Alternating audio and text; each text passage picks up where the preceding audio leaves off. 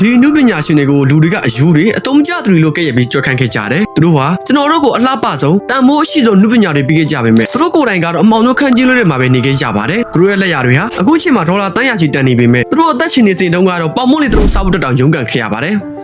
်ကဲဒီနေ့မှာတော့ကိုယ့်ရဲ့အောင်မြင်မှုကိုကိုယ်တိုင်ခံစားခွင့်များမြင်ခွင့်များခဲ့တယ်။တမိုင်းရဲ့ကန်ဆိုးပါရမီရှင်အောင်မြင်ဆုံးရှုံးမ9ဦးကြောင့်ကိုကျွန်တော်ပြောပြမှာဖြစ်ပါတယ်။သူတို့ကဘယ်သူတွေလဲဘလို့မနှုတ်ပညာတွေကိုဖန်တီးခဲ့တာလဲ။ဘာကြောင့်အောင်မြင်တာကိုမခံစားရပဲစစ်စင်ရဲရဲနဲ့တိတ်ဆုံးသွားကြရတာလဲဆိုတာကိုတော့ဒီဘူရီရဲ့အဆုံးသတ်မှာသိရမှာပါ။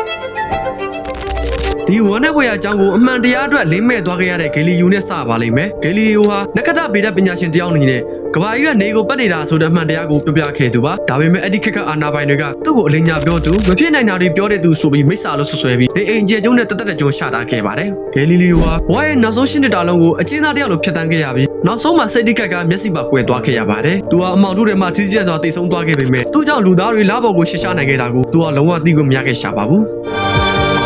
ဂယ်လီလီယိုလိုပဲသူယုံကြည်တဲ့နုပညာမှန်တရားကိုချပြခဲ့ပေမဲ့လောကကြီးရဲ့ကြောက်ခိုင်းမှုကိုခံခဲ့ရသူကတော့ဟာမန်မဲပဲပါသူဟာတမောသားဘဝတွေ့ကြုံတွေနဲ့မော်ဘီဒစ်ဆိုတဲ့ဝေလာ9ပြူကြောင့်ကနဝင်ဝတ္ထုကိုဖန်တီးခဲ့ပါတယ်ဒါပေမဲ့ဝေဘဲဆရာတွေကသူ့စာအုပ်ကိုတန်ဖိုးမရှိတဲ့စာမင်းဟာတွေကအမိုက်လိုကဲ့ရဲ့ခဲ့ကြပါတယ်အဲဒီစိတ်တရားကြောင့်မဲဘေးဟာစာရေးဆရာဘွားကိုဆုံးလုပ်ပြီးအကောက်ကိုဝင်နေပြီး19နှစ်ကြာဆင်းရဲစွာလောက်ကင်ခဲ့ရပါတယ်သူကွယ်လွန်ချိန်မှာလူတွေကသူ့နာမည်ကိုတော့မေ့နေကြပေမဲ့နောက်ပိုင်းမှာတော့သူ့စာအုပ်ဟာအမေရိကန်ရဲ့အယောင်ရဆုံးအကောင်းဆုံးစာပေဖြစ်ကဘာကျော်သွားခဲ့တာပါမဲဘေးလိုပဲစာပေလောကမှာနေရများပဲစိတ်ပဲဆိုင်ရာတရားတွေနဲ့ဗန်းလုံးခဲ့ရသူကတော့အဲလန်ဘိုပါအဲလန်ဘိုရဲ့ဘဝဟာသူရေးတဲ့ထိတ်လန့်စရာဇလန်းတွေတက်ပို့ပြီးကြေခွဲစရာကြောက်စရာကောင်းခဲ့ပါတယ်ချစ်ရတဲ့ဇနီးတဲ့ကိုစည်ရဲမွဲတင်မှုကြမှာဆုံးရှုံးခဲ့ရပြီးနောက်သူဟာပြင်းထန်တဲ့စိတ်ကြယောဂနဲ့အရရသားကောင်ဖြစ်သွားခဲ့ပါတယ်သူရဲ့ကဘာကျော် The Raven ကဗျာအတွက်သူရခဲ့တဲ့ငွေဟာ$9ပဲရှိခဲ့တာပါနောက်ဆုံးမှာတော့သူဟာလမ်းပေါ်မှာသတိလစ်မေလဲနေရင်အထီးကျန်စွာနဲ့တည်ဆုံးသွားခဲ့ရပါတယ်အဒီခရလူတွေကသူ့ကိုအရက်သမားလိုကဲ့ရဲ့ခဲ့ပေမဲ့အခုတော့သူဟာခေတ္တလေးဝဆမ်းမြောက်ဝတ္ထုတိုင်းဖခင်ကြီးဖြစ်နေပါပြီ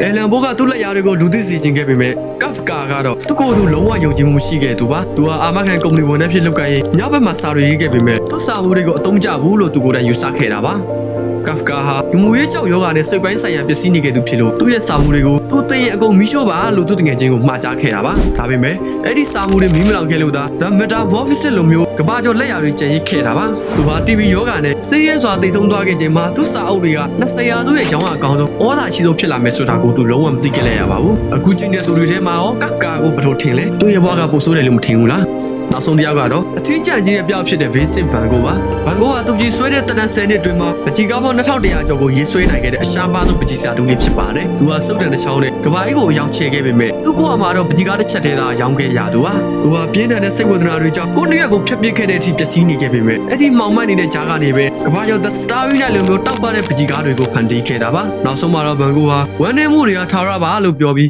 းကိုအဆုံးစီရင်သွားခဲ့ပါတယ်။သူချန်ထားခဲ့တဲ့ဝါယောနေကြပန်းတွေကအခုတော့ဒေါ်လာ